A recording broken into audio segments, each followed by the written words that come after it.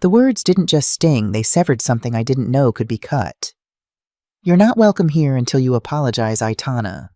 Rosa stood in the doorway of my house, the house I bought 34 years ago with my last savings, the house where I raised my son alone, the house whose mortgage I paid off through double shifts and sleepless nights. And she was telling me I couldn't come in. I stood on the porch holding a grocery bag in one hand and a homemade birthday cake in the other. Strawberry cream, Bruno's favorite since he was 7 years old. The plastic container was still warm from my kitchen, from the kitchen. Apparently it wasn't mine anymore. Behind Rosa I could see my son, Bruno, 37 years old, 6 feet tall, but in that moment he looked small. His eyes wouldn't meet mine. They darted to the floor, to his wife's shoulder, to anywhere but his mother's face. "Bruno," my voice came out smaller than I intended. He cleared his throat. "Mom, you crossed too many lines." Lines. In my own house. Lines I didn't know existed until I crossed them. "I just reorganized the pantry," I said, and even as the words left my mouth, I heard how absurd they sounded. How small. How impossible that this reorganizing shelves I'd organized for 3 decades could be the thing that locked me out of my own home. "It's not about the pantry," Rosa said, and her voice had that careful, measured tone she used in her marketing presentations. Professional, detached. "It's about respect for boundaries." Boundaries. That word again. It had become her favorite over the past 2 years, ever since she and Bruno moved in. Since I gave up my master bedroom. Since I started asking permission to use my own kitchen. "I understand," I heard myself say, though I didn't. Not really. Rosa's hand moved to the door. Not slamming it, that would have been dramatic, and Rosa didn't do drama. Just a gentle, firm push. The door closed with a soft click. Then came the sound that would replay in my mind for weeks, the turn of the lock. Click. Such a small sound. A nothing sound. The kind you hear 100 times a day and never think about. But this one rearranged something in my chest. I stood there for a moment, grocery bag growing heavy, the birthday cake beginning to slide in my grip. Through the frosted glass panel beside the door, I could see their silhouettes moving away. Back to their lives. Back to my house that was no longer mine. I looked down at the spare key in my palm. The metal was warm from being clutched too tightly. I'd had this key made in 1991, the year after I bought the house. The year after my divorce. The year my son was born. I walked to my car, a 10-year-old Honda Civic parked on the street, because the driveway was for family vehicles now, and I sat behind the wheel. The cake sat beside me in the passenger seat, perfect and pointless. I didn't cry. I didn't scream. I didn't drive back and pound on the door. I just breathed. And I remembered. 1990, the purchase. I was 28 years old when I bought this house, and I was terrified. The real estate agent, a woman named Patricia with shoulder pads that could cut glass and a smile that didn't reach her eyes, had tried to talk me out of it. "Are you sure?" she'd asked, glancing at my paperwork. "Single, pregnant. This is a 30-year commitment." I'd placed my hand on my belly 3 months round with Bruno and said, "So is this." The house cost $89,000, which might as well have been $89 million. I was a nurse at County General working the night shift because it paid an extra $2 an hour. My ex-husband Miguel had left 6 months earlier, left me, left the baby he didn't know existed yet, left for a dental hygienist named Stephanie, who didn't have stretch marks or morning sickness. The divorce settlement was a joke. Miguel's lawyer was better than mine, and I walked away with $4,000 and a used Toyota. The house required 20% down, $17,800. I had $14,000 in savings from 3 years of nursing. My mother loaned me the rest, though loan is generous. She gave it to me with the kind of sigh that said I was making a mistake, but she loved me too much to say it. The house was in a quiet neighborhood in suburban California, the kind of place where lawns were mowed on Saturdays, and everyone knew which kids belonged to which parents. It was a modest 2-story with blue-gray siding that was peeling in places, a front porch that slanted slightly to the left, and a backyard that was more dirt than grass. The inspection revealed problems: old pipes, a roof that would need replacing, and 5 years electrical wiring that wasn't up to code. Patricia suggested I walk away. I signed the papers instead. "Why this one?" Patricia asked as she handed me the keys. I looked at the house, my house, and I saw something she didn't. I saw the porch where I'd teach my son to tie his shoes. I saw the kitchen where we'd make birthday cakes together. I saw the backyard where he'd learn to ride a bike. I saw home. Because it's ours, I said. 1991 to 2005. Building a life. Bruno was born in January 1991, 6 weeks before my 29th birthday. 7 pounds 3 ounces with his father's dark hair and my stubborn chin. The nurses at County General threw me a baby shower and the break room cake from Costco and a collection of hand-me-down onesies. They were more family than Miguel ever was. I brought Bruno home to the house on a Tuesday. It was raining, of course it was raining, and I remember standing on that slanted porch, fumbling with my keys while holding an infant car seat, thinking, this is it. This is my life now. The first year was survival. I worked 3 12-hour shifts a week, which meant 3 12-hour shifts of paying a neighbor, Mrs. Chen, $20 a day to watch Bruno. That was $240 a month, nearly a third of my mortgage payment. I ate ramen and peanut butter sandwiches. I wore scrubs that were 2 sizes too big because they were free from the hospital donation bin. I fixed the leaky kitchen faucet myself using a YouTube video and a wrench I bought at the hardware store. But I paid the mortgage. Every single month. Even when it meant choosing between groceries and gas. Even when it meant telling Bruno we couldn't afford the school field trip to the science museum. When Bruno was 7, he asked where his daddy was. We were sitting in the backyard. I'd finally gotten grass to grow, and Bruno was playing with a soccer ball I'd bought at a garage sale for $2. Your daddy lives far away, I said, which was technically true. Miguel had moved to Arizona with Stephanie. Does he miss me? I looked at my son's face, so hopeful, so ready to be loved. I miss you enough for both of us, I said. He nodded, satisfied with this answer in the way children can be satisfied with things that would devastate adults. Then he went back to kicking his soccer ball, and I went back to pulling weeds, and we didn't talk about Miguel again for 5 years. I put myself through nursing school to become a nurse practitioner when Bruno was 10. It meant night classes 3 times a week, while Mrs. Chen, who had become more than a neighbor who had become family, stayed with Bruno. It meant studying at 2 a.m. after 12-hour shifts. It meant falling asleep at red lights and drinking coffee that tasted like regret. But I graduated. And my salary jumped from $45,000 to $72,000 a year. And for the first time since buying the house, I could breathe. Bruno got his braces. He got his baseball equipment. He got a tutor for calculus when he started struggling junior year. He got a used car when he turned 16, a Toyota Camry with a dented bumper but a solid engine. He got accepted to UCLA. I cried when the acceptance letter came. Not sad tears, proud tears. The kind that hurt because they're so full they can't fit inside your body. We did it, baby, I said, hugging him on that same slanted porch. You did it, Mom, he said back. In 2005, when Bruno was 14, I made the final payment on the house. 15 years early. I'd been putting every spare dollar toward the principal, sacrificing vacations and new furniture and anything that wasn't essential. The day I paid it off, I took Bruno to his favorite restaurant, a pizza place with terrible acoustics and watered-down soda. I told him the house was ours. Completely, totally ours. Does this mean we're rich? He asked, grinning. It means we're free, I said. 2018, when Rosa entered our lives. Bruno met Rosa at a marketing conference in Los Angeles. He was 27, working for a tech startup in San Francisco. She was 24, ambitious, beautiful, and according to Bruno, the smartest person I've ever met. Their first date was at some fusion restaurant I couldn't pronounce. Their second date was a weekend in Napa Valley. By the 3rd month, she was meeting me. Rosa arrived at my house on a Sunday afternoon in May, wearing white linen pants and carrying a bottle of wine that probably cost more than my weekly grocery budget. She had dark hair pulled into a sleek ponytail, perfect posture, and a handshake that was firm without being aggressive. Mrs. Rivera, she said. Bruno talks about you constantly. It's Ms., I corrected gently. And call me Aitana. She smiled a practiced smile I'd realize later. Professional. Aitana, what a beautiful name. We had lunch on the patio. I'd made my famous enchiladas, the ones Bruno begged for every birthday. Rosa ate exactly 3 bites and complimented each one. She asked thoughtful questions about my work at the hospital. She laughed at my stories. She touched Bruno's hand in that easy way people who are in love touch each other. I liked her. I wanted to like her.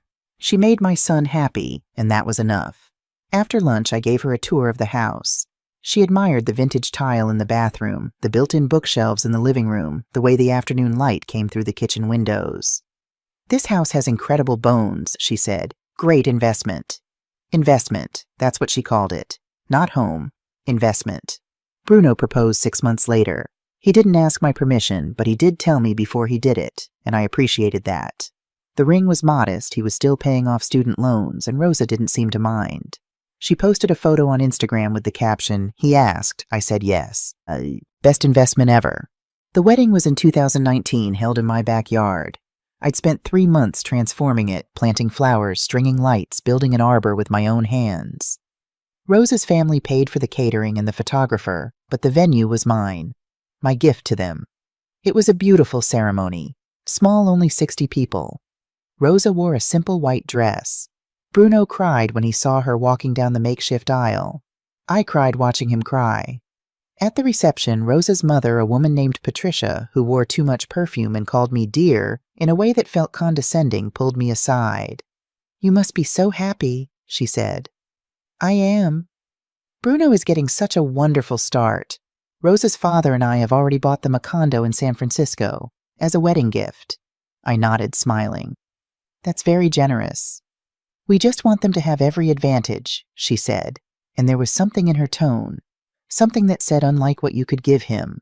I excused myself to check on the cake. 2020, the beginning of the end. In January 2020, 2 months after the wedding, Bruno called. "Mom, Rosa and I have been talking." I was in my kitchen making soup. "About what, baby?" "About moving. The San Francisco rent is killing us even with the condo, and with COVID, Rosa can work from anywhere now." "Okay," I said slowly. "We were thinking, would you mind if we stayed with you just temporarily? 6 months, maybe a year, just until we save enough to buy something." I stopped stirring. "Stay here. Is that okay? We'd pay rent, help with groceries." I looked around my kitchen, my space, my sanctuary, the place where I'd raised a child alone, where I'd cried over bills and celebrated promotions, where I'd built a life from scratch. "Of course," I heard myself say. "You don't need to pay rent. This is your home." They moved in 3 weeks later. I gave them the master bedroom, the room with the big closet, and the bathroom with the good shower pressure. I moved my things downstairs to the smaller guest room, the one that had been Bruno's childhood bedroom. It felt right somehow, circular. "You don't have to do this," Rosa said as we carried boxes upstairs. "I want to," I said, and I meant it. Family shares. That's what family does. The first month was fine, good even. Rosa was polite, always thanking me for meals, always offering to help clean. Bruno was happy to be home, happy to be near me again. We fell into a routine. I'd work my hospital shifts, they'd work from home, we'd have dinner together most nights. Then March came. COVID lockdown. Suddenly we weren't just living together, we were trapped together. That's when the changes started. Small things first. My coffee mug, a chipped ceramic thing I'd had for 20 years, disappeared from the cabinet. When I asked about it, Rosa said, "Oh, I thought we could refresh the kitchen aesthetic. I ordered a new matching set." My framed photos in the hallway, Bruno as a baby, Bruno's graduation, Bruno and me at his UCLA move-in came down. "We're creating a more cohesive gallery wall," Rosa explained. "Don't worry, I saved your photos in a box in the garage." My Sunday morning routine of making a big breakfast and doing the crossword puzzle at the kitchen table was interrupted. "We sleep in on Sundays," Rosa said, not unkindly. "Would you mind keeping it down?" Keeping it down. In my own house. I started making breakfast in silence. I stopped playing music while I cooked. I began to apologize for existing in my own space. In September, Rosa sent me a Google Doc. "What's this?" I asked, staring at my phone. "Just some household guidelines," she said cheerfully, "to help us all coexist better." I opened the document. It was 3 pages long, single-spaced. Household rules and responsibilities. Kitchen schedule. 7 to 9 a.m. Bruno and Rosa. 12 to 1 p.m. Communal lunch. 6 to 8 p.m. Rosa cooking. Please avoid kitchen during prep time. After 8 p.m. Available for others. Living room usage. Quiet hours. 8 p.m. 8 a.m. TV controlled by consensus. Work calls have priority over personal viewing. Shared spaces. Front hallway. Keep clear of personal items. Dining room. Formal use only. Office former guest room. Bruno and Rosa's workspace. Please knock. There was more. So much more. Rules about thermostats and rules about guests and rules about noise and rules about my life in my house. Bruno appeared in the doorway. Did you see it? I'm reading it now. What do you think Rosa put a lot of work into it? I looked at my son. Really looked at him. When had he become someone who thought I needed rules for my own home? It's very thorough, I said carefully. So you'll follow it? What I wanted to say, this is my house. I bought it. I paid for it. I raised you in it alone. I don't need rules. What I said, of course. I signed my name at the bottom of the Google Doc. My signature looked small on the screen. That was my first mistake. December 2020. The announcement. Rosa made the announcement over dinner. I'd cooked chicken and rice, simple but good, and we were eating at the dining table, the one I'd bought at a yard sale in 1993 and refinished myself. We have news, Rosa said, and she was glowing in that way that could only mean one thing. Bruno reached for her hand. We're pregnant. I dropped my fork. It clattered against the plate too loud in the sudden silence. I couldn't finish. I was crying. Mom, Bruno looked alarmed. I'm happy, I managed. I'm so happy. I'm going to be a grandmother. I stood up, went around the table, hugged them both. Rosa was stiff in my embrace. She always was, but I didn't care. My son was going to be a father. My baby was going to have a baby. When I asked. July, Rosa said. We're 8 weeks along. Do you know what you're having? Too early, but we'll find out. That night I couldn't sleep. I lay in my small bedroom, Bruno's old bedroom with the closet that didn't quite close right, and the window that stuck when you tried to open it, and I imagined. A grandchild. Someone to spoil, to love, to watch grow. Maybe this baby would bring us closer. Maybe this was the thing we needed. I was such a fool. March 2021, the takeover. We need to prepare the house for the baby. Rosa said this in the calm, matter-of-fact way she said everything.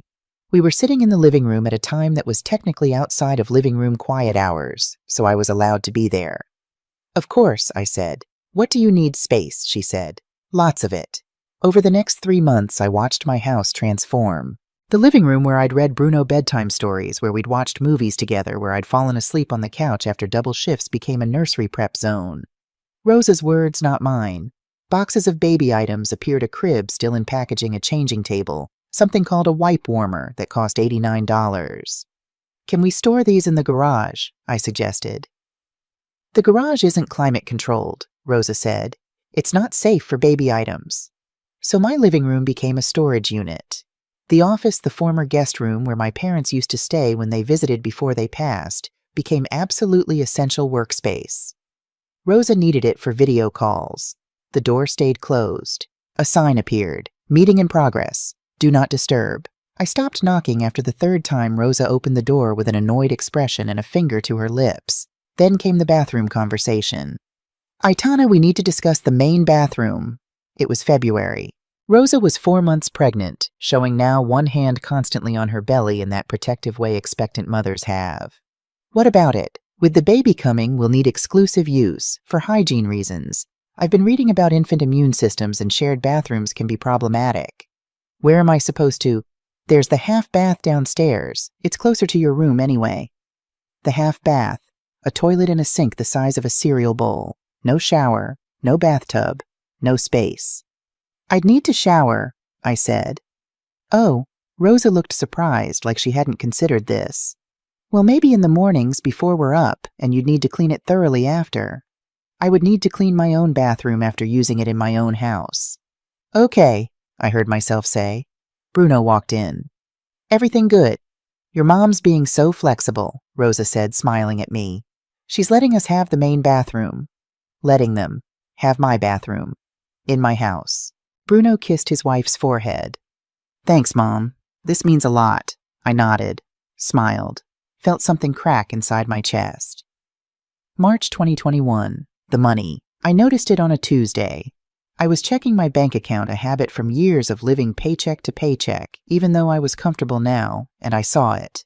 A withdrawal. $15,000 from my savings account. My hands shook as I scrolled through the transaction history. It was dated 2 weeks earlier. Authorized by me. No, not me, but my signature. A digital signature. I called the bank. Yes, Ms. Rivera, that withdrawal was authorized through your joint account holder. My what? Your joint account. You added Rosa Castellano Rivera in January. She has full access. The room spun. I'd signed papers in January. Rosa said they were for the baby medical directive's emergency contacts. I hadn't read them carefully. I'd trusted her. Can you reverse it? I asked. Not without both parties agreeing. I hung up. Sat in my car in the bank parking lot. $15,000. Not enough to devastate me, but enough to hurt. Enough to matter. When I got home, Rosa was in the kitchen drinking her prenatal vitamin smoothie. Rosa, we need to talk. She turned, looking concerned. Is everything okay? The $15,000 from my account. What was that for? Her face, it didn't change at all. Oh, that. The nursery renovations. We're redoing the walls, installing custom shelving, getting the organic carpet. I texted you about it. You texted Rosa I didn't authorize. Aitana, you signed the joint account papers. That means we can access funds for household expenses. The nursery is a household expense. She placed her hand on her belly. For your grandchild. There it was. The weapon she knew I couldn't fight against. You should have asked, I said quietly. I did. In the text. You heart-reacted it. Had I pulled out my phone, scrolled back. There it was. A text from 3 weeks ago. Need $15K for nursery transferring from savings. And below it, my reaction. I'd been at work. Probably saw the blue heart emoji about the baby, reacted without reading, moved on. I'd approved my own robbery through negligence. Oh, I said. Is there a problem? Rosa's voice had an edge now. No problem, she smiled. Good, because Bruno and I are so grateful for your support. You're going to be the best grandmother. I went to my small bedroom and I sat on my small bed and I looked at my bank account and I did not cry. I should have cried. April 2021. Baby Elena. She was born on April 23rd at 3:47 a.m. 7 pounds 9 ounces. Dark hair like Bruno. Rosa's nose. Perfect little fingers that would grip your thumb with surprising strength. I know all this because Bruno called me from the hospital, but I wasn't there. I wasn't invited to be there. Mom, she's here, Bruno said, his voice thick with tears. Elena Grace Rivera. I'll come right now, I said, already grabbing my keys. Actually, Rosa's mom is here, and Rosa wants just close family for the first 24 hours. You know, bonding time. Close family. I was not close family. Of course, I said. Tomorrow then. Tomorrow, Bruno agreed. Tomorrow came. I drove to the hospital with a teddy bear, a soft yellow one, gender neutral, that cost more than I wanted to admit, and a card I'd written and rewritten 3 times. Bruno met me in the hallway. He looked exhausted, beautiful, transformed. Can I see her? Yeah, just, Rosa's feeding her right now. Maybe give it like 20 minutes. I waited in the hallway for 45 minutes. Hospital staff walked past. Families came and went. I sat with the teddy bear and the card, and I waited. Finally, Bruno appeared. Okay, come on. Rosa was in bed, Elena in her arms, wrapped in a pink blanket. Rosa's mother, Patricia, sat in the chair beside them, holding Rosa's hand. Aitana, Rosa said, her voice tired but warm. Meet your granddaughter. I approached slowly, carefully, like I might spook them. Elena was sleeping, her tiny face peaceful, her mouth making little sucking motions. Can I hold her? Rosa and Patricia exchanged a look. A quick one, but I caught it. Maybe next time, Rosa said. She just fell asleep and I don't want to disturb her. You know how important sleep is for newborns. I didn't argue. I stood there for 15 minutes looking at my granddaughter from 3 feet away, and then I left. December 2021. The new rules. They brought Elena home 3 days later. I decorated the nursery, the living room really, with a banner I'd made myself. Welcome home. Elena. Rosa took one look at it and said, oh, how sweet. But we're going for more of a minimalist aesthetic, for the baby's visual development. The banner came down. The rules multiplied. Visitation hours, I could see Elena from 2:30 p.m. on weekdays if she was awake, and if Rosa wasn't feeding her or putting her down for a nap. Holding privileges only when Rosa or Bruno was present. Just until we establish our routine, Rosa explained. Kissing, no kisses on the face. Germs, Rosa said. I'm sure you understand. Perfume, none. I'd worn the same lavender scent for 20 years. I stopped wearing it. Noise whisper level only when the baby was sleeping, which seemed to be always or never depending on what I wanted to do. I watched my granddaughter grow through windows and doorways. I watched Rosa's mother, who flew in from Los Angeles twice a month, hold Elena for hours, kiss her cheeks, sing to her in Spanish. Why can she kiss her? I asked Bruno one day, trying to keep my voice even. What are your mother-in-law? She kisses Elena's face. I was told not to. Bruno looked uncomfortable. Rosa's mom is just here so rarely, and they're really close. Close. That word again. The nanny in June. Rosa hired a nanny, Lydia, a sweet woman in her 50s with kind eyes and references from 3 families in Beverly Hills. I need to get back to work, Rosa explained, and with both of us working from home, we need someone to help with Elena during the day. Lydia was there from 8 a.m. to 6 p.m. 5 days a week. She fed Elena. She changed Elena. She played with Elena. She sang to Elena in Portuguese and made her laugh. I would hear them through the walls of my small bedroom. Elena's giggles, Lydia's soft voice, my granddaughter's life happening without me. One afternoon I was making tea in the kitchen during approved kitchen hours, and Lydia came in with Elena.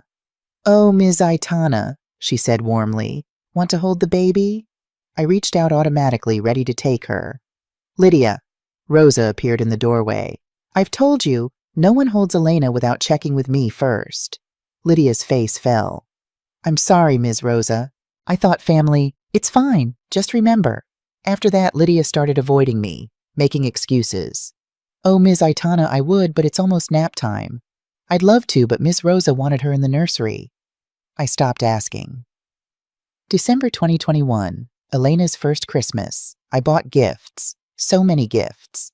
A wooden toy chest I had custom made. Books, all the books I'd read to Bruno, plus new ones. A handmade quilt with her name embroidered in the corner. A silver locket with space for a photo. Christmas morning, we opened presents in the living room. Elena was 8 months old, crawling, babbling, discovering the world with that wonder only babies have. She opened my gifts last. I say opened, but really Rosa did, while Elena chewed on wrapping paper. "This is all so generous," Rosa said, but her smile was tight. "Though we're actually trying to follow a Montessori approach. Natural materials only. These plastic books are, well, they're sweet, but we probably won't use them." "They're board books," I said. "Babies need board books. We have a different philosophy." After presents, we took a family photo. Rosa's mother was visiting, so she was in it. Bruno held Elena. Rosa stood beside him. Patricia stood on Rosa's other side. And me, Rosa's mother, said, "Aitana, would you mind taking the picture?" So I did. I took a photo of my son, my granddaughter, my daughter-in-law, and a woman who saw Elena more than I did. And I was not in it. New Year's Day 2022. "Aitana, we need to talk." Rosa asked me to sit down in my own living room. She and Bruno sat across from me, and there was something in their posture, unified front-prepared speech, that made my stomach drop. "What's wrong?" I asked. "Is Elena okay?" "Elena's perfect," Bruno said quickly. "This is about living arrangements." "We're going to have another baby," Rosa said. My first reaction was joy, another grandchild, another chance. But then I saw their faces. "That's wonderful," I said cautiously. "Congratulations." "Thank you," Rosa continued. "But we need to make some changes. Elena is getting bigger. The nursery situation isn't sustainable. And with another baby—" "What are you saying?" Bruno leaned forward. "Mom, we need complete control of the household. Just temporarily, until we're through the newborn phase with the second baby.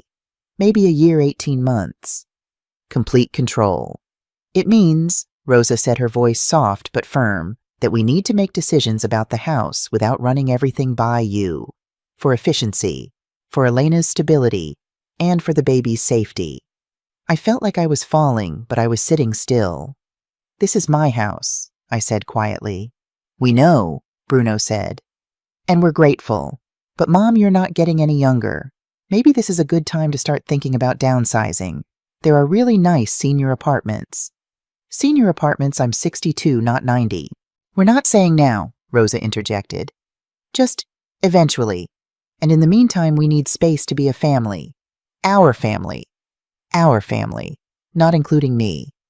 What would this look like? I asked because I was apparently a masochist. Rosa pulled out her phone. Of course, she had a document prepared. Essentially, we'd take over the main floor. Master bedroom stays as his nursery becomes Elena's actual room, office stays as office. The downstairs, your area, would be yours.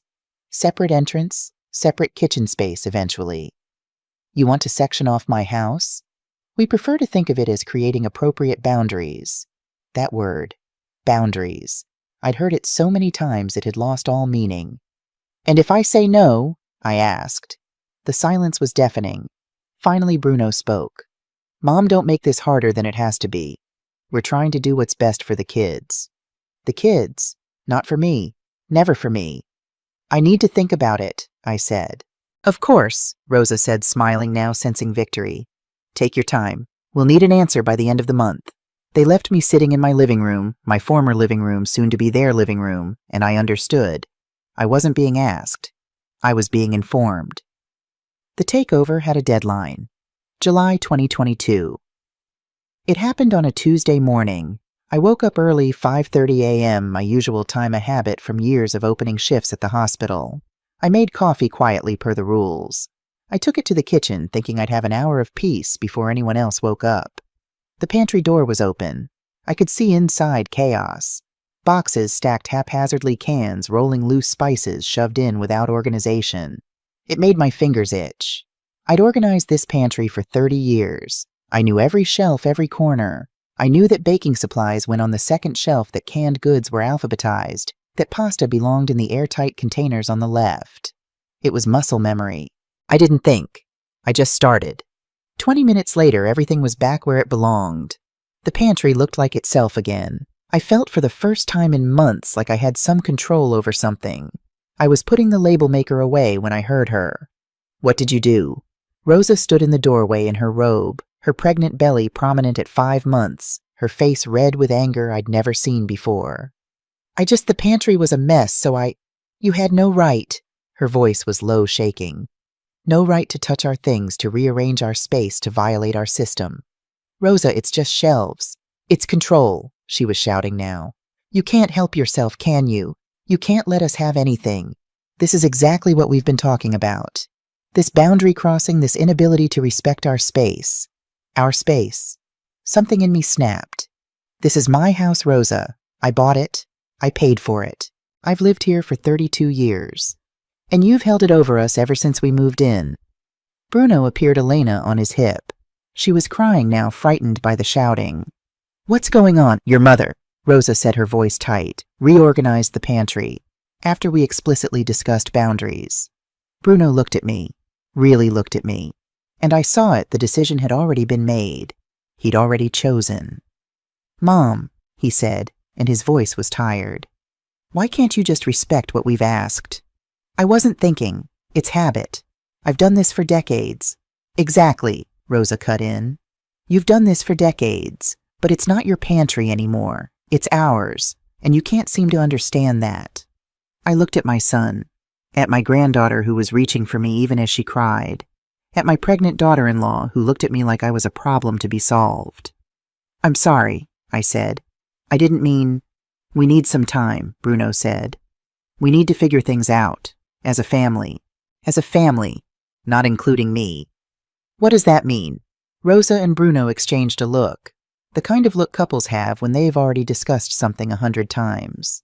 It means, Bruno said slowly, that we think it might be better if you stayed somewhere else for a while. Just until we can all calm down and set some clearer boundaries. You're kicking me out. We're asking you to give us space, Rosa corrected. In the house you're letting us stay in, which is incredibly generous, but right now this dynamic isn't working. How long? A week, Bruno said. Maybe 2. Where am I supposed to go? They didn't answer. They didn't have to. It wasn't their problem. That evening they called a meeting. We sat at the dining table, the table I'd bought at a yard sale 31 years ago. The table I'd refinished by hand, the table where I'd helped Bruno with his homework and celebrated his acceptance to college and toasted his wedding. Rosa had her phone out, notes app open. Bruno sat beside her, holding her hand. United Front, prepared speech. I sat across from them alone. We've done a lot of thinking today, Rosa began. Her voice was calm again, professional. This was a business meeting, and we think we need to lay out some clear expectations going forward. She scrolled on her phone, reading from prepared text. Over the past 2 years, there have been consistent issues with boundaries and respect. Today's incident with the pantry is just the most recent example. We've tried to be patient, tried to communicate our needs, but we don't feel heard. I hear you, I said quietly. Let me finish. Rosa's voice was sharp. We've compiled a list of incidents where boundaries were crossed. She began reading. Each point was dated, time-stamped, documented. March 15th, 2021, Aitana entered the nursery without knocking while Rosa was breastfeeding. I didn't know. May 3rd, 2021, Aitana gave Elena a bottle without checking the feeding schedule. She was crying. June 22nd, 2021, Aitana criticized our parenting decision about sleep training. I just said, there are 17 more, Rosa said, looking up. Should I continue? I shook my head. I couldn't speak. Bruno took over. Mom, we love you. You know we do. But this isn't sustainable. We're trying to raise our children in a stable environment, and we can't do that when we're constantly worried about boundaries being crossed. So what do you want? I asked. We want a formal apology, Rosa said. In writing, acknowledging the ways you've violated our boundaries, committing to change. And we need you out of the house until you can demonstrate that you've truly understood what we're asking for. The room was very quiet. I could hear the refrigerator humming. Somewhere upstairs, Elena was crying. Lydia would get her. Lydia always got her. For how long? My voice was steady. I was proud of how steady it was. Until you apologize, Bruno said. Until you show us you're ready to respect our family. Your family. Yes. I looked at my son. At this man I'd raised alone, who I'd sacrificed everything for, who I'd loved more than my own life. And he was looking at me like I was a problem. Like I was the one breaking things. Where do you expect me to go? I asked. Rosa answered. That's not really our concern, Aitana. You chose this situation by not respecting our boundaries. You have resources, you have options, but you can't stay here while you're unwilling to change. We'll give you 48 hours to pack essentials, Bruno added, like this was generous. And 1 week to provide the written apology. After that, what? Silence. We might need to look into other arrangements, Rosa finally said. Legal arrangements, tenant rights, property agreements. Property agreements. For my house. I stood up. My legs were shaking, but I stood. I understand, I said. Mom? Bruno started. No, I understand perfectly. You're telling me that until I apologize for organizing a pantry in my own house, I'm not welcome in my own house. You're telling me that you'll use legal action to enforce this. You're telling me that I need to prove myself worthy of living in the home I've owned for 32 years. That's not, Rosa began. It is, I said. And for the first time in 2 years, my voice was loud. Not shouting, just loud. That's exactly what this is. I walked to my small bedroom and I packed a bag. 1 change of clothes, toiletries, my medications, my laptop, a framed photo of Bruno as a baby, the only one I'd kept in my room. They were still sitting at the table when I came back out. I'll be gone in an hour, I said. You'll have your space. Mom, don't be dramatic, Bruno said. This is temporary. Just write the apology, show us you understand, and I can come back to my own house if I'm good enough. Neither of them answered. I walked to the front door, put my hand on the knob, turned back 1 more time. You know what's funny? I said. I thought family meant something different. I thought it meant showing up, supporting each other, making sacrifices. But you've taught me something new. You've taught me that family means knowing your place and staying in it. Mom, I'll be in touch about my things. I opened the door, stepped onto the porch that slanted slightly to the left, the porch where I'd taught Bruno to tie his shoes. Behind me, I heard the door close, softly, gently, like it didn't matter. And then the lock. Click. I stood there for a moment, bag in hand, keys and pocket keys that no longer worked because they'd already changed the locks, I realized. They'd changed them this afternoon after the pantry incident before the meeting. They'd planned this. I walked to my car, got in, sat behind the wheel. I didn't cry. I didn't scream. I didn't pound on the door. I started the engine, and I drove. I drove to a Motel 6 off the highway. $89 a night paid weekly. The room smelled like industrial cleaner and old cigarettes, but it had a bed and a lock that only I controlled. I didn't call anyone. Not my sister Maria in Phoenix, who would have told me to forgive them. Not my old nursing colleagues who would have clucked sympathetically and offered nothing useful. Not my son who had made his choice. Instead, I sat on the scratchy comforter and opened my laptop. Google search, how to sell house fast California. 3 million results in 0.47 seconds. I clicked the first link, then the second, then the 10th. I read for 3 hours straight, my reading glasses sliding down my nose, my back protesting the cheap mattress.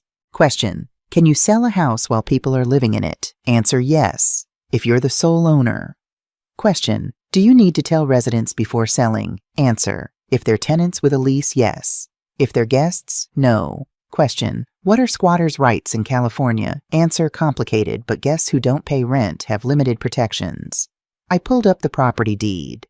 I'd scanned all my important documents years ago, a habit from working in hospitals where you learn that disasters happened and paper burned. There it was, solely owner. Aitana Maria Rivera Bruno's name wasn't on it.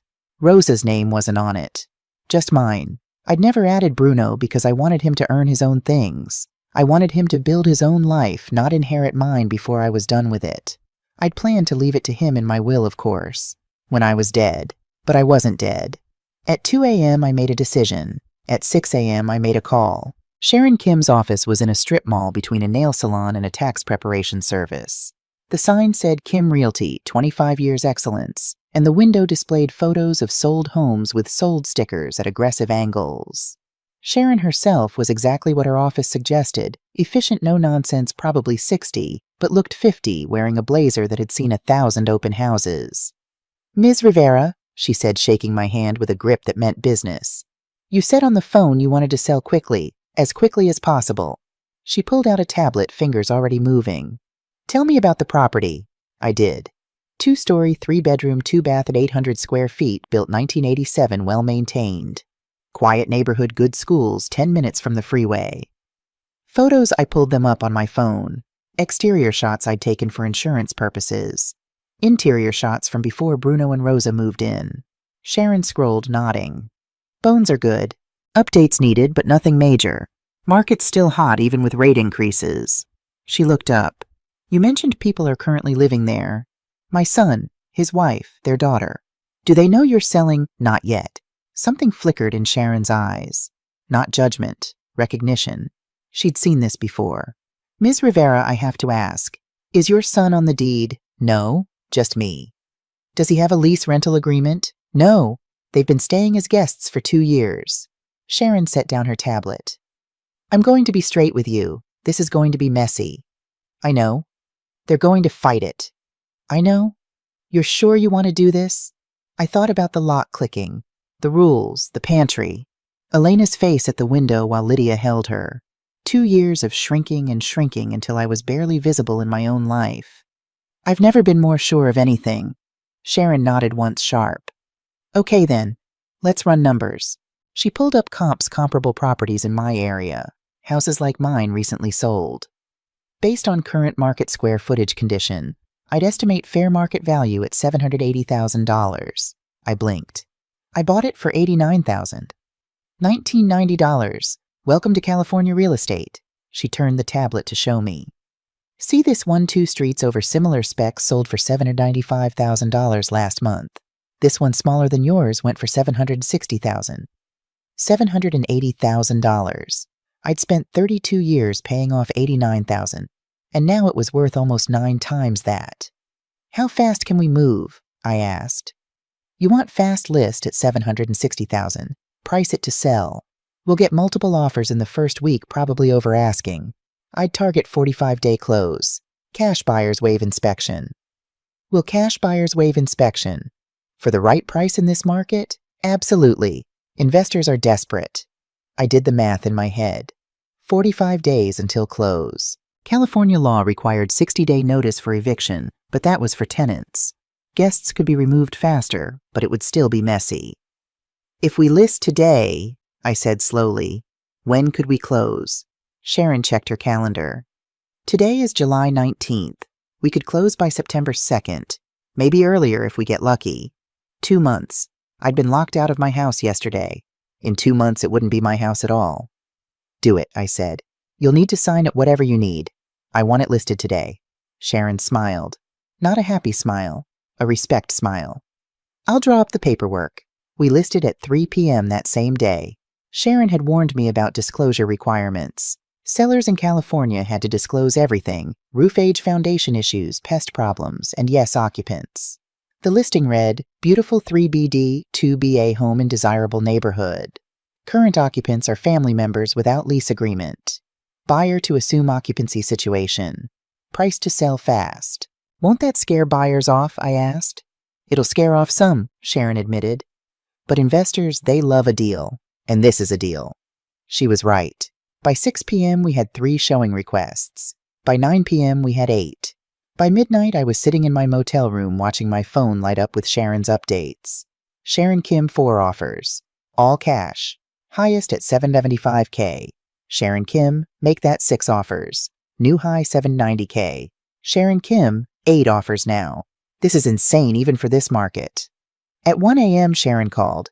Aitana, I need you to make a decision. We've got 8 offers, 7 all cash, 1 conventional but offering $800K. What do you recommend? Highest all cash is $775K, 45-day close waiving inspection. From an LLC called Westside Properties Management. They've bought 3 houses in the area this year. They don't care about occupants, they deal with that stuff all the time. Take it. You sure the $800K? I'm sure. I want this done. Okay. I'll send papers in the morning. We'll open escrow by end of week. After we hung up, I sat in the dark motel room and I felt nothing. Not triumph, not sadness, not anger, just a strange hollow calm. My phone buzzed. Bruno, Mom, where are you? We're worried. I stared at the text. Worried. After locking me out. After giving me 48 hours. After demanding a written apology. Aitana, I'm fine. Taking time to think. Bruno, about what? About how I raised a son who could lock his mother out of her own home. About how I let myself become invisible. About how love became synonymous with disappearing. Aitana, many things. Bruno, when are you coming back? The question I'd been waiting for. The assumption that I would come back. That I would apologize.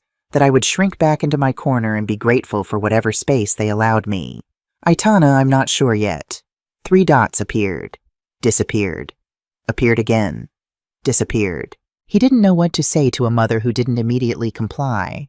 I turned off my phone and went to sleep. The next 4 weeks were a masterclass in compartmentalization. I woke up at 5:30 a.m. in a motel room. I went to work at the hospital. I'd kept my part-time consulting position 2 days a week because I'd never been good at being idle. I came back to the motel. I ate dinner from the microwave. I signed paperwork that Sharon sent over. And I didn't tell anyone what I was doing. Bruno called every few days. The conversations were brief, awkward. Mom, it's been 2 weeks. I know. Have you thought about what we discussed? The apology, the boundaries, the capitulation. I have. And I'm still thinking. Silence. Then, Rosa's really stressed. The pregnancy. Elena's asking for you. That one hurt. Elena, my granddaughter who I'd barely been allowed to know. I miss her too, I said. Then come home. Write the apology. We can move forward. Home. He still called it home, like it was his to offer back to me. I'll let you know, I said and hung up before he could argue. Sharon called weekly with updates. Week 2, appraisal came in at $790K, above purchase price. Buyer is thrilled. Week 3, title is clear. Escrow is moving smoothly. Still on track for September 2nd close. Week 4, we're golden. Buyer is wiring funds next week. You'll need to come sign final papers on September 1st. Week 5. 1 week to close. How are you doing? I'm fine, I said, which was becoming my default answer to everything. Have you told them yet? No. Aitana, you need to tell them. Legally, you need to provide notice. 60 days for... They're not tenants, Sharon. You said that yourself. I know, but I'll tell them when it's done, when they can't stop it. Sharon was quiet for a moment. Okay, it's your call. On August 28th, I drafted the notice myself. California Civil Code 789. 3 required written notice for eviction even of guests. 60 days seemed cruel. But the law was the law. Notice to vacate premises to Bruno Rivera and Rosa Castellano Rivera, re-property located at address. Date August 28, 2024. This notice is to inform you that the above property has been sold. The sale will close on September 6, 2024. Per California law, you are hereby given 60 days notice to vacate the premises. Your final day of occupancy is November 1, 2024. The new owner will take possession on this date. Please make arrangements accordingly. Aitana Maria Rivera, owner. I attached a copy of the purchase agreement with the buyer's name redacted. Proof that this was real. I sent it via certified mail, and I sent it via email to both of them at 11:47 p.m. on August 28th. Then I turned off my phone and went to sleep. My phone exploded at 6:43 a.m. 17 missed calls from Bruno, 9 from Rosa, 3 voicemails, 26 text messages. I made coffee in the motel room's tiny coffee maker, weak, watery, terrible, and I read through them in chronological order. Bruno, 6:44 a.m. What the fuck is this? Bruno, 6:44 a.m. Call me right now. Rosa, 6:47 a.m. This is a joke, right? Bruno, 6:48 a.m. Mom, answer your phone. Rosa, 6:51 a.m. We need to talk immediately. Bruno, 6:52 a.m. You can't do this. You can't just sell the house. Bruno, 6:52 a.m. There are laws. We have rights. Bruno, 6:53 a.m. Call me or I'm calling the police. I sipped my terrible coffee and I felt calm, eerily calm. I called Bruno at 7:00 a.m. exactly. He answered on the first ring. What the fuck, Mom? Language, Bruno. Don't you fucking language me right now. Did you sell the house? Yes. Silence. Complete ringing silence. You actually sold it 31 days ago. It closes Friday. 31 days, he was shouting now. I could hear Rosa in the background saying something sharp. You've known for a month and you didn't tell us. I'm telling you now. You have 60 days to find new housing. We have a child, Mom. We have a baby coming in 3 months. Where the hell are we supposed to go? That's not my concern, Bruno.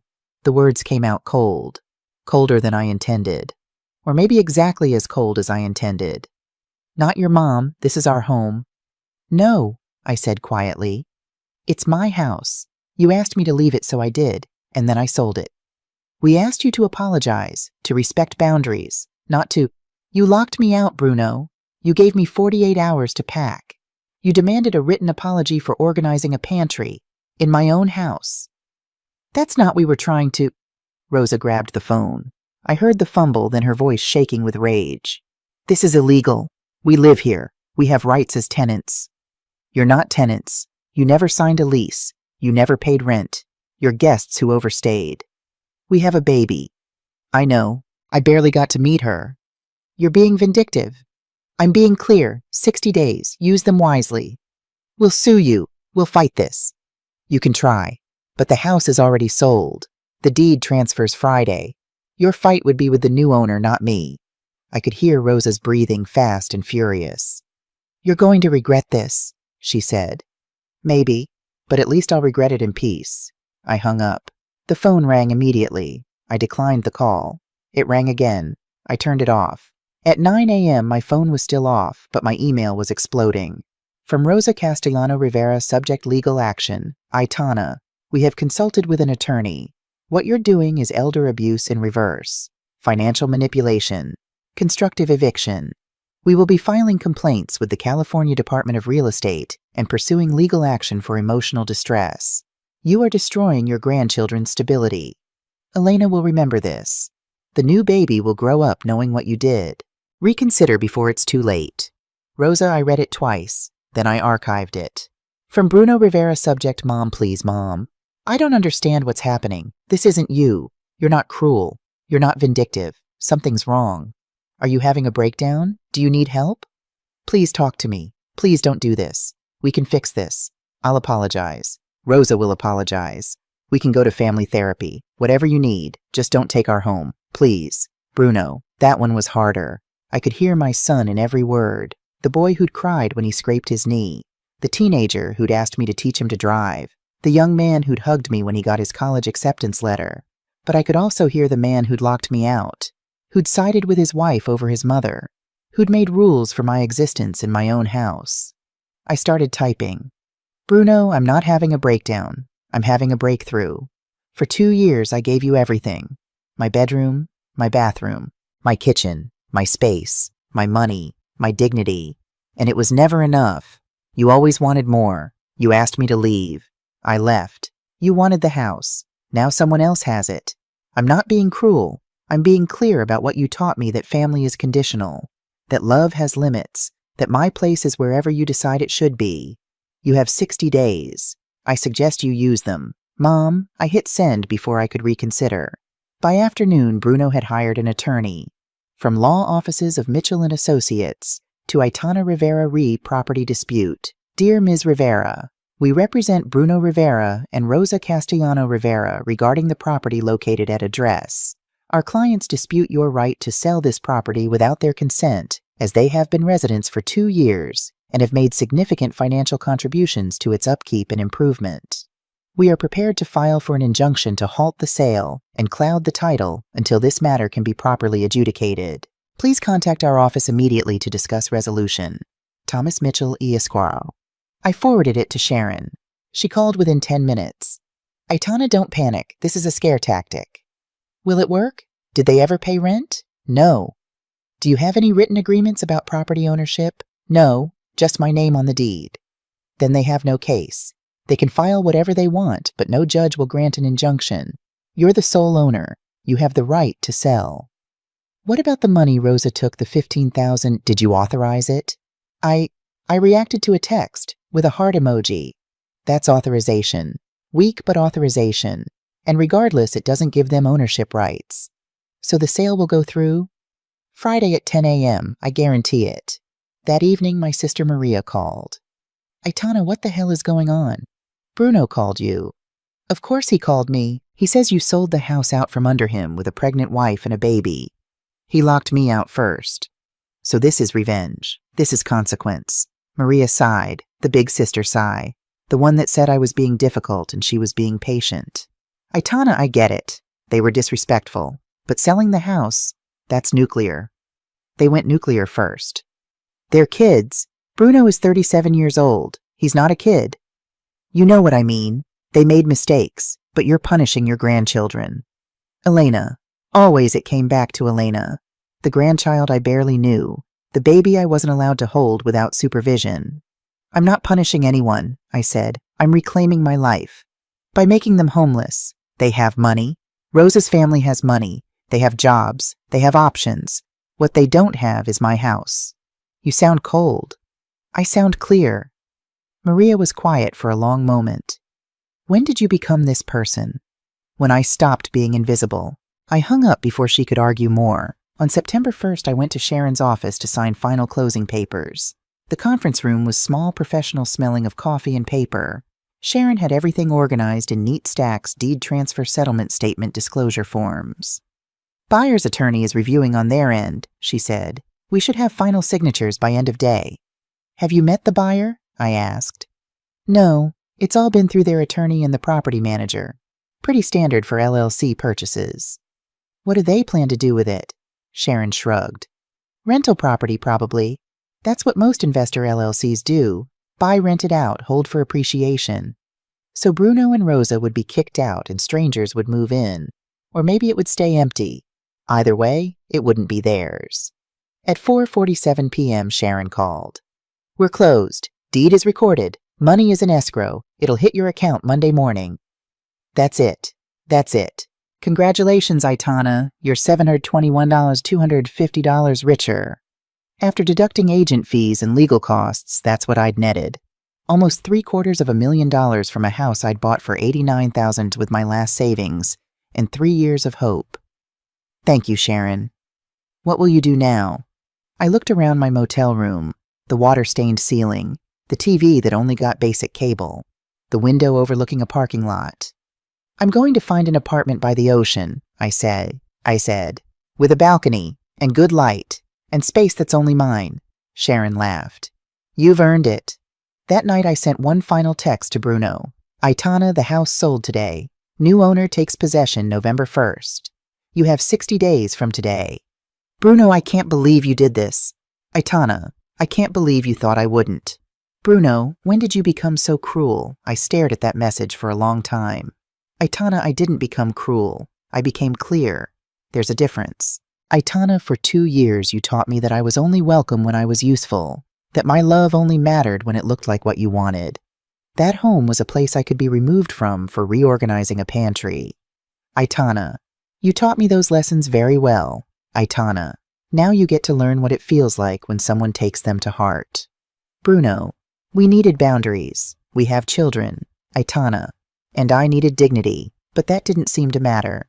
Bruno, what do you want from us? It was a good question.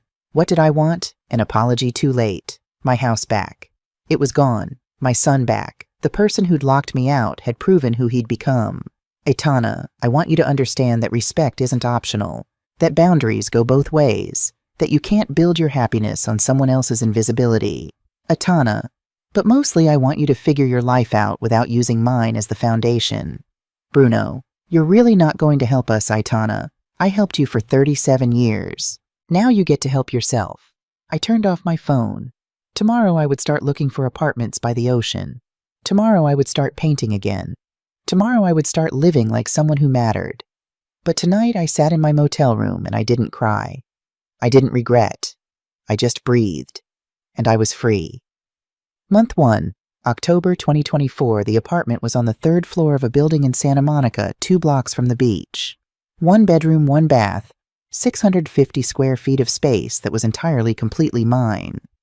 First and last month plus deposit, the landlord said, a woman named Catherine who wore reading glasses on a chain. That's $7,200.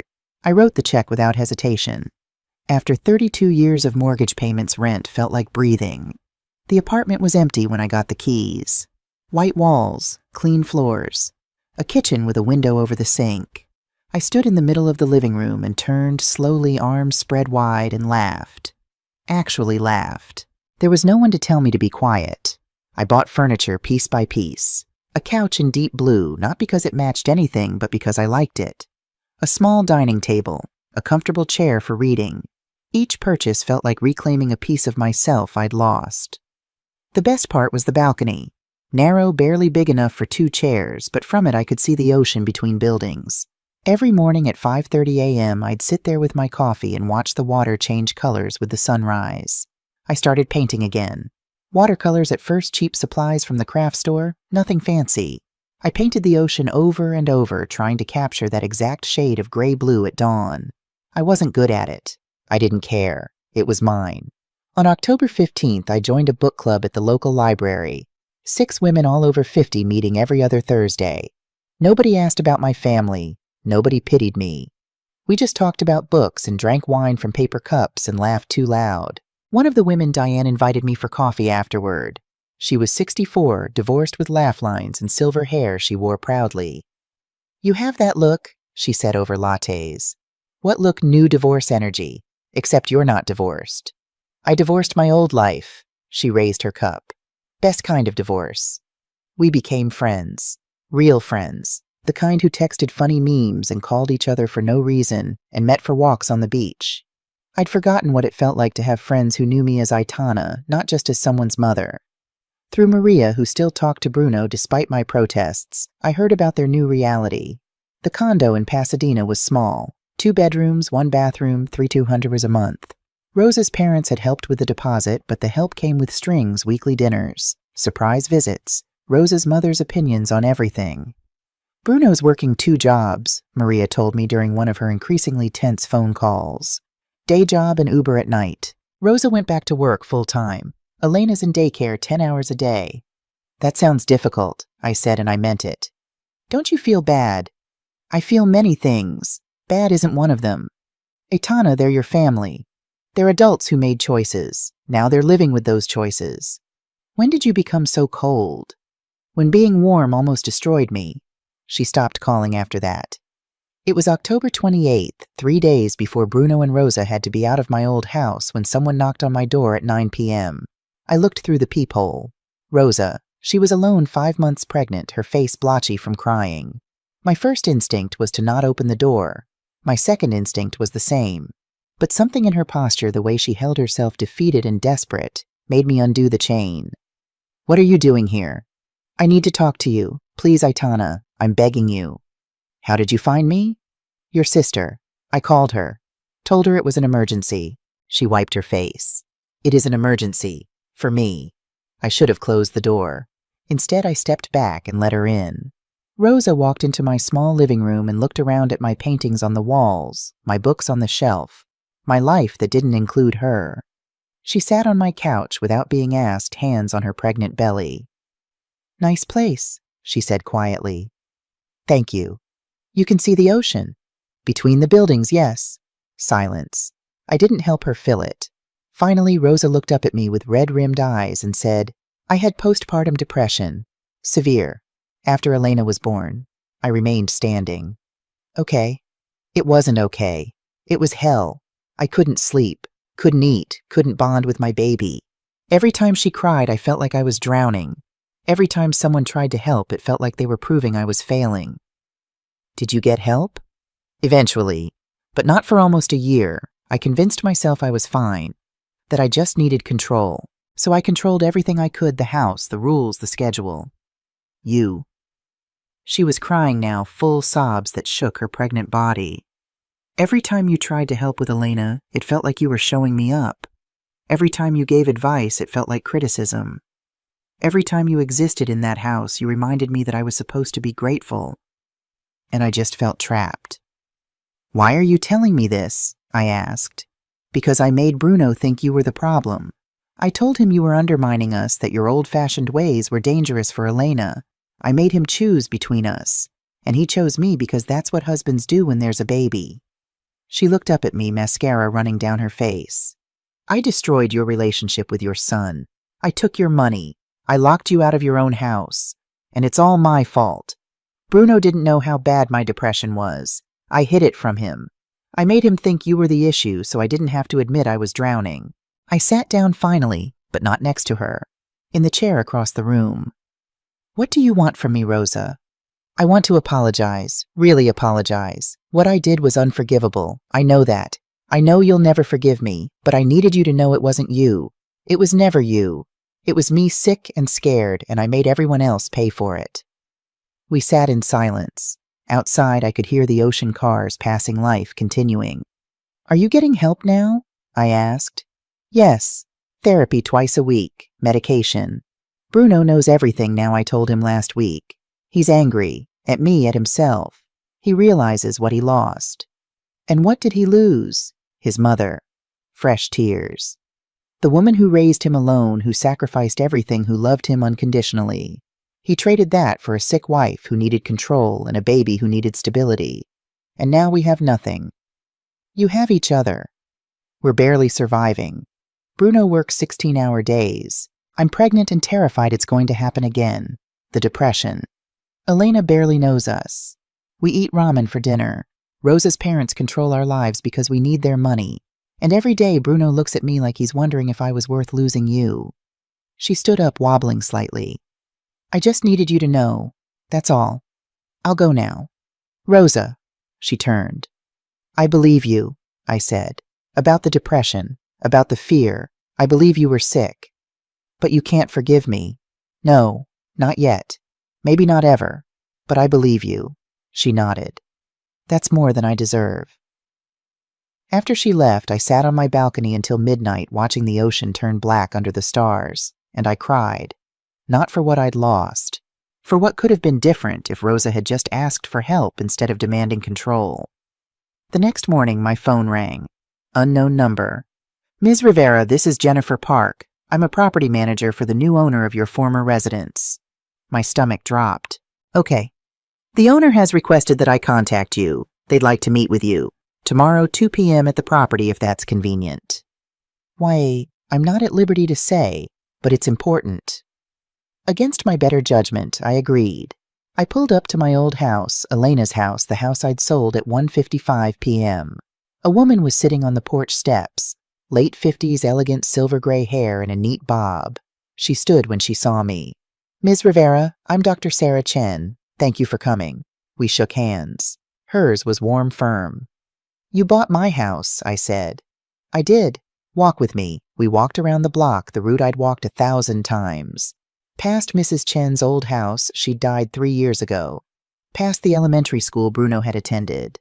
Past 32 years of my life. I'm a psychologist, Dr. Chen began. I specialize in family systems therapy, how families function, dysfunction, and heal. When your house came on the market with that listing about occupants without a lease, I was intrigued. Intrigued enough to pay $775,000. She smiled slightly. I did some research. Your realtor mentioned you were in a difficult situation. I pieced together the rest, and I saw an opportunity. For what to do for someone else what no one did for me. We stopped walking. She turned to face me. 20 years ago, I lost my home in a divorce. My ex-husband and his new wife made me feel like a guest in the house I'd paid for, like I was in the way. They eventually pressured me into selling my half for far less than it was worth, and I never got closure, never got justice, just disappeared from my own life. I'm sorry. Don't be. It taught me about power dynamics in families. But when I saw your situation, I thought, here's a chance to do it differently. How to? By creating a path back, with conditions. She pulled out her phone, showed me a document. This is the lease agreement I offered your son and daughter-in-law. They signed it yesterday. I read through it, my heart pounding. Lease terms. $3,800 month. 1-year term. Special condition. 1 mandatory family therapy. Minimum once monthly proof required. Special condition 2. Aitana Rivera granted unrestricted visitation rights to see minor child. Elena minimum weekly. Special condition 3. Upon successful completion of 1-year lease option to purchase at $800,000. You did this, I said slowly, for me. I did this for all of you. They need accountability. You need acknowledgement. And those children need a stable home. If your son and daughter-in-law do the work, real work, they get their home back. If they don't, they lose it, and you learn something valuable that some people can't change. And if I don't want to participate, then don't. The lease stands either way. But I think you do want to participate. Otherwise, you wouldn't be here. I stared at this stranger who'd bought my house and engineered this elaborate second chance. Why? I asked. Because healing requires both consequences and compassion. You gave them consequences. Now I'm offering compassion, but they have to earn it. Session 1, November. Bruno called me a week after Rosa's visit. Mom, can we talk in person? He came alone to my apartment holding 2 coffees like a peace offering. We sat on my balcony, the ocean visible between buildings, and he cried. I'm so sorry, Mom, for all of it. For choosing Rosa over you, for the rules, for locking you out, for making you feel like you didn't matter. You did make me feel that way. I know, and I can't undo it. But I'm in therapy now. We both are. And I'm learning things about myself I don't like. Such as that I'm more like Dad than I thought. He left when things got hard. I pushed you out when things got hard. Different method, same cowardice. You're not your father, Bruno. Then why did I do what he did? Because you're human. Humans make terrible choices when they're scared. He looked at me with red eyes. Can I see you again, regularly? Can I bring Elena? I thought about it. About my new life, my peace, my hard-won freedom, about whether I wanted to risk it. Yes, I said finally, but on my terms, my schedule, my boundaries. Anything you want. Session 2, December. Bruno brought Elena. She was 19 months old, walking confidently, talking in bursts of words. She didn't remember me. Why would she? But when I knelt down and said, Hi, Elena, I'm your Lala, she tilted her head and smiled. Lala, that's what she calls you, Bruno said softly. We showed her pictures, told her about you. We spent 2 hours on my living room floor, coloring with crayons I'd bought just for her. She showed me every scribble, every line, every proud creation. When they left, Elena hugged my leg. Bye, Lala. After they were gone, I sat surrounded by toddler art and cried. Relief tears, hope tears, second chance tears. Session 3, January. The family therapist, Dr. Williams, called me. Aitana, Bruno, and Rosa have requested that you attend a session. You're under no obligation, but I think it could be beneficial. I agreed to 1 session. Just 1. The office was small, comfortable, designed to feel safe. Dr. Williams was a black woman in her 60s with intelligent eyes and an air of quiet authority. Bruno and Rosa sat on one couch holding hands nervously. I sat across from them alone. "Ground rules," Dr. Williams began. "This is a space for honesty without cruelty, for feelings without blame, for listening without defending. Everyone understand?" We nodded. "Good. Bruno, Rosa, you asked Aitana to come. What do you want to say to her?" Bruno spoke first, his voice shaking. "Mom, I want you to know that I see it now. All of it. How we erased you. How we made you feel invisible. How we took everything and gave nothing back. I'm not making excuses. I'm just saying I see it and I'm so sorry." Rosa went next. "I was sick, Aitana. That's not an excuse, but it's the truth. I had severe postpartum depression, and instead of getting help, I tried to control everything, including you, especially you, because you reminded me of everything I couldn't be: the perfect mother, the woman who sacrificed the grandmother Elena deserved, and I punished you for my own inadequacy." Dr. Williams turned to me. "Aitana, what do you need them to understand?" I'd thought about this for weeks. What did I need them to know? "You didn't just lock me out of a house," I said, my voice steady. "You locked me out of my grandchild's life, out of my identity as a mother. You made me feel like I only mattered when I was useful. And when I stopped being useful, I stopped existing." "And now," Dr. Williams asked, "now I've learned I can exist without you. And that's both freeing and sad, because I don't need you anymore. And I'm not sure I want to need you again." Bruno's face crumpled. "Mom, let me finish." I looked at both of them. "I spent 37 years being your safety net, catching you when you fell, making sure you always had someone. And you taught me that safety nets are for stepping on. So I removed myself." "What would you need," Dr. Williams asked carefully, "to consider being part of their lives again? Not as a safety net, as a person." I thought about it. Really thought. "I need you to understand that my boundaries matter as much as yours. That I can say no without being punished. That I can see Elena without asking permission or performing for approval. That I'm not required to help you financially, emotionally, physically. If I choose to help, it's a gift, not an obligation." "Can you do that?" Dr. Williams asked them. "Yes," Rosa said immediately. "Whatever you need." "Yes," Bruno echoed. "We just want you in our lives, however you're willing to be there." "And one more thing," I said. "I need to know that if I leave, I can come back. That if I need space, you'll give it without making me earn my way back in. That love doesn't mean always being available." "We understand," Bruno said. "We do." Dr. Williams looked at me. "What do you think, Aitana?" "I think," I said slowly, "that I'm willing to try. Not because I forgive everything, not because it's all okay now, but because I want to know my granddaughter, and because maybe if we all do the work, we can build something new." After the session in the parking lot, Rosa called me back. "Aitana, wait. There's something else." She handed me an envelope. Inside was a legal document. Property deed. Proposed ownership structure. Upon purchase of property located at address, ownership to be divided 50%. Bruno Rivera 50%. Aitana Maria Rivera. "We're buying the house back," Bruno explained, joining us. "Dr. Chen's giving us the option at $800,000. We've been saving everything. Rosa's parents are helping. We'll have enough by June. And when we do," Rosa continued, "we want your name on the deed. Equal ownership. So you can never be locked out again. So we can never do to you what we did." I looked at the document, at my name typed next to my son's. "No," I said. They froze. "I don't want it." "Mom, I don't want half ownership of that house. I don't want any ownership. But, because I don't need it. I have my own place now, my own space. And you need to own your life completely, not share it with me out of guilt."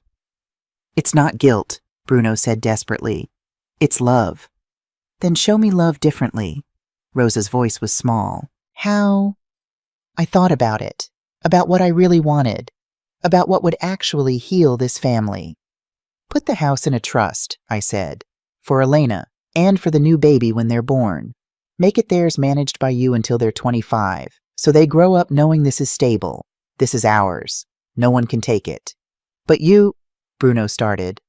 "I'm teaching them something you had to learn the hard way, that home isn't about ownership. It's about security, about knowing you belong, They should have that from the start. Rosa was crying again. You're giving our children what we took from you. No, I said. I'm breaking the cycle, so they never have to learn these lessons the way we did. Bruno hugged me then. Really hugged me. The kind of hug that says I see you. I'm sorry. I'm trying. Thank you, Mom, he whispered, for not giving up on us even when we gave up on you. I didn't do it for you, I said honestly. I did it for me, but I'm glad you benefit from it. April 2026, Elena's 4th birthday. I drove to the house. Elena's house held in trust for her and her baby brother Lucas with my tres leches cake and a gift bag. Rosa opened the door 8 months pregnant with their 3rd child glowing. Aitana, your early perfect timing. Can you help me with the piñata? Of course.